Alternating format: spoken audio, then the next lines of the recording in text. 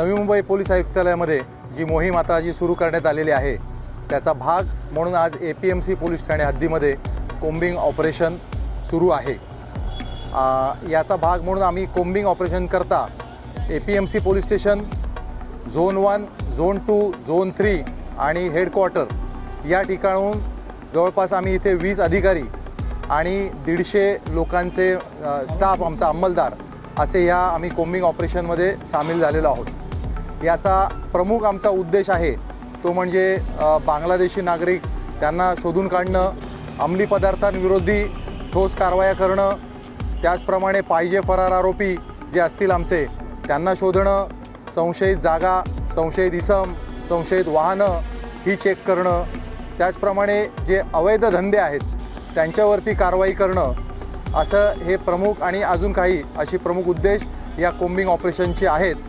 आणि आत्तासुद्धा combing operation वेगवेगळ्या भागात आम्ही करण्यात आलं।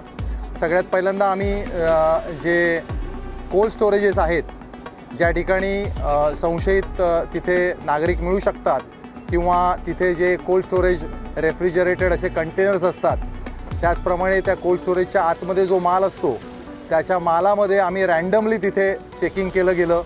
तिथे काही आम्हाला आक्षेपार्ह मिळतं आहे काय, कुठला अंमली पदार्थ वगैरे मिळत आहेत काय, त्याचा आम्ही तपास केला। त्याचप्रमाणे त्या ठिकाणी जो बऱ्याच वेळेला तिथे परराज्यातून आलेले जे लोक असतात त्यांच्या तिथे नागरिकत्वाची तपासणी करण्यात आली।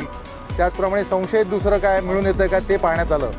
त्याचप्रमाणे जी झोपडपट्टी आहे ते ग्रीन पार्कच्या जवळची ती मोठी झोपडपट्टी APMC पोलिसांच्या हद्दीमध्ये आहे।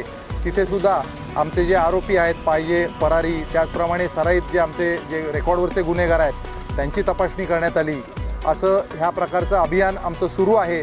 या अभियानाच्या दरम्यान आत्तापर्यंत आम्ही एका ठिकाणी एक नायजेरियन नागरिक त्याला अटक करण्यात आली। त्याच्याकडून म्हणजे त्याचं किंग फिडेलेस असं त्याचं नाव आहे आणि त्याच्याकडून 10 ग्रॅम कोकेन ज्याची आंतरराष्ट्रीय बाजारामध्ये सुमारे 2.5 लाख अशी किंमत आहे ते आम्ही जप्त करण्यात आलेलं आहे। त्याचप्रमाणे एक नजमुल शेख नावाचा आरोपी जो आहे त्याला पकडून त्याच्याकडून एक देशी बनावटीचं रिव्हॉल्वर आणि एक जिवंत काडतूस असं एक जप्त करण्यात आलेलं आहे। त्याचप्रमाणे या मोहिमेमध्ये आज कोपरी या ठिकाणाहून 3 ज्या संशयित महिला आहेत त्या ताब्यात घेतल्या। त्याच्यापैकी 2 बांगलादेश देशी असल्याचे पुरावे आम्हाला प्राप्त झालेले आहेत। एक महिला जी आहे तिचा आत्तापर्यंत अजूनसुद्धा तपासणी सुरू आहे। त्याचप्रमाणे आम्ही गुटखा विक्री करणारे, दारू विक्री करणारे, सराईत गुन्हेगार असे मोठी कारवाई सध्या सुरू आहे। हे अभियान आमचं उशिरापर्यंत सुरू असणार आहे। खरं तर कोम्बिंग ऑपरेशन जेव्हा आपण करता तेव्हा सर्वसामान्य नागरिक भयभीत होते, त्यांना काय आव्हान? नाही, नागरिकांना आम्ही तसं पण आवाहन केलेलं आहे की आपण कुठलीही काय घाबरण्याची काय इथे गरज अजिबात नाही आहे। पोलीस जे आहेत ते आमचं काम करत आहेत। त्याचप्रमाणे नागरिकांना या निमित्ताने मी आवाहन करीन की आपल्याला जर कुठे बांगलादेशी नागरिक किंवा अंमली पदार्थ किंवा दुसरं कुठलंही काही आपल्याला जर गैरकृत्य होत असेल, त्याची आपल्याला जर माहिती तुम्हाला मिळत असेल तर ती कृपया तुम्ही पोलिसांना शेअर करा। तुमची नावं गुप्त ठेवण्यात येतील, त्याबद्दल आपण निश्चिंत असावं।